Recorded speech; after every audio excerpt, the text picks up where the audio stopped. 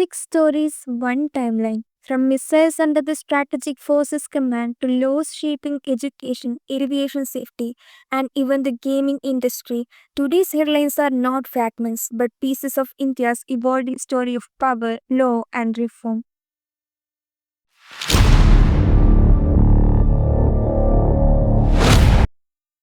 Prime Minister Narendra Modi has visited Cyprus, marking the first high level visit in 23 years. The agenda included maritime security cooperation, strengthening ties in renewable energy, shipping, and financial investment, and supporting Cyprus as an EU gateway for India. Cyprus' strategic location in the eastern Mediterranean also makes it important for India's outreach in Europe and West Asia. The visit is seen as part of India's broader push to diversify European partnerships beyond the larger powers, building economic, defense, and diplomatic linkages with smaller but strategically placed EU members.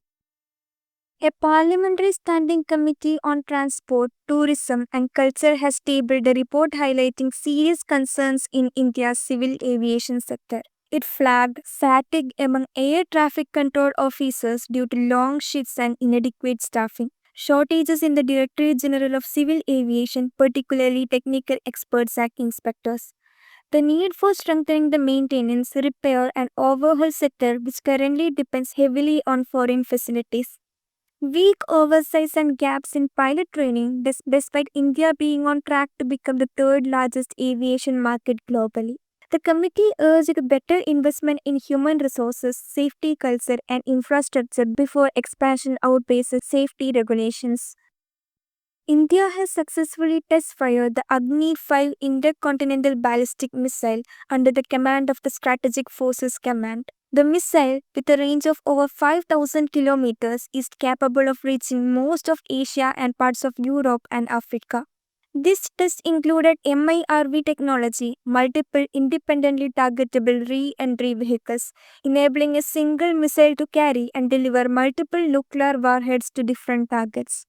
Agni-5 strengthens India's policy of credible minimum deterrence under its no first use doctrine, sending a signal of technological maturity and strategic balance in the Indo-Pacific security environment.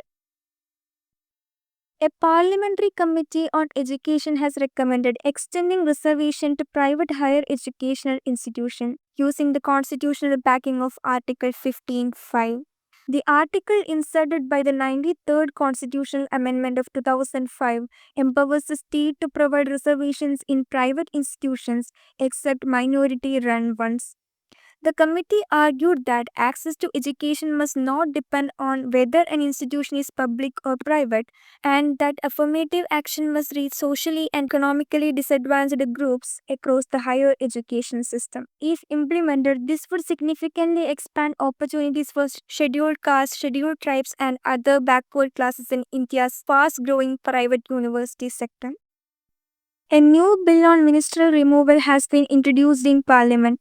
It proposes that ministers facing serious criminal charges should be removed from office through a vote of Parliament, instead of leaving the decision solely to the Prime Minister.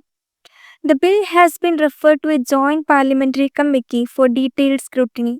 Supporters argue that it promotes clean politics and accountability, given that over 40% of MPs face some form of criminal case. However, critics warn it could open the door to political misuse, where revival parties attempt to disqualify ministers through manufactured charges or partisan voting. The Lok Sabha has passed the Promotion and Regulation of Online Gaming Bill 2025. It establishes a national gaming authority responsible for licensing and oversight of gaming platforms.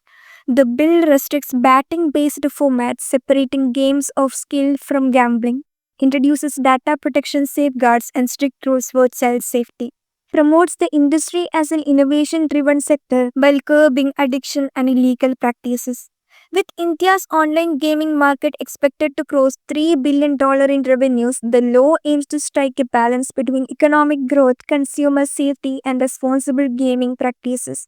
From diplomacy in the Mediterranean to safety in our skies, from nuclear deterrence to affirmative action in universities, from playing governance to regulating a $1 billion gaming industry, these six stories reflect India's challenges of growth, justice, and security. Each headline is a decision shaping not just today but the future course of the nation.